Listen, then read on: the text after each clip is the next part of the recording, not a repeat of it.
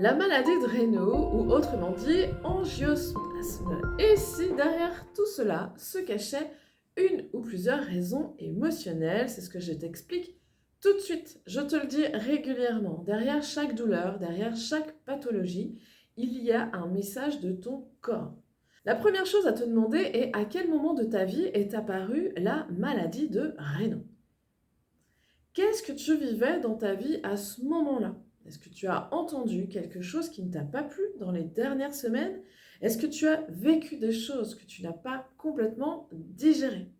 Qu'est-ce qui te tracasse?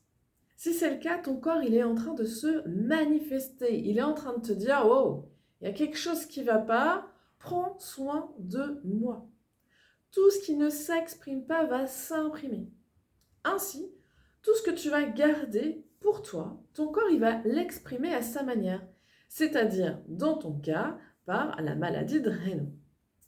Il faut savoir que le corps, lorsqu'il réagit de cette manière, c'est qu'il t'invite à verbaliser. Et puis, il y a une question qui est très importante à se poser, c'est est-ce que la maladie de Raynaud est apparue à une date anniversaire? Je m'explique. Il faut savoir que tout est enregistré dans les cellules depuis les 9 mois avant la conception. Et parfois, quelques semaines, mois, années après un choc émotionnel, le corps va manifester des douleurs et des pathologies.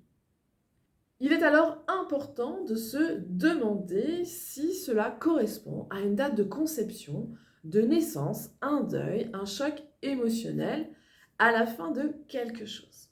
Alors, quelles peuvent être les raisons émotionnelles? Eh bien, ton corps vient te dire que il est possible que tu refuses d'avancer joyeusement, de te transformer. C'est comme si tu étais rempli d'ambition, de désir, d'envie, d'émotion, mais tu t'empêches d'avancer. Tu voudrais, mais tu te retiens. Peut-être que tu hésites entre deux directions et tu restes sur place. Tu n'oses pas. Tu ne t'autorises pas à te développer, à t'épanouir. Tu contiens tes émotions, tu te cramponnes au passé, à quelque chose, à quelqu'un. Peut-être que tu as peur de l'avenir et que tu te caches derrière une performance, un travail, une image extérieure. Tu n'écoutes pas ton cœur. Ton corps, il t'invite à prendre du recul sur ton passé et de ne pas s'attacher à des valeurs matérielles. Il t'invite à te tourner vers toi-même avec amour, à prendre conscience de ta valeur, de ce qu'il y a de beau en toi, de tes possibilités. Il t'invite à exprimer tes émotions, à développer ta créativité pour vivre tes sentiments. Et il te demande de te débarrasser de tout ce qui est superflu, à te manifester plutôt qu'à te contenir. En gros, il te dit « crée ta vie toi-même ». Alors, est-ce que la kinésiologie peut t'aider à mieux comprendre pourquoi tu souffres de la maladie de Raynaud? Oui.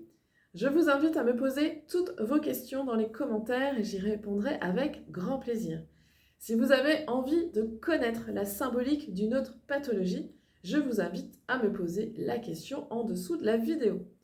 Gardez en tête que tout est possible, même ce que nous croyons impossible. Je vous souhaite une lumineuse journée.